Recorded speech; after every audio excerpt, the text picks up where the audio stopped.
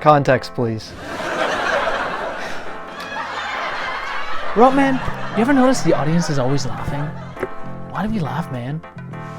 Man, According to the social bonding theory, it evolved as a neurochemical mechanism to form social bonds. yeah, man. That's because as our social groups got larger as humans, we just couldn't bond by just physical touch and grooming. Yeah, and the number of opioid receptors in your frontal cortex predicts how frequently you laugh. Whoa, man. That's unreal.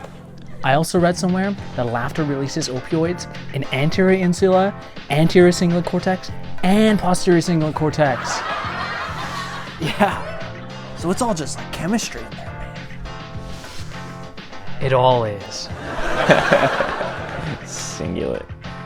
Wait.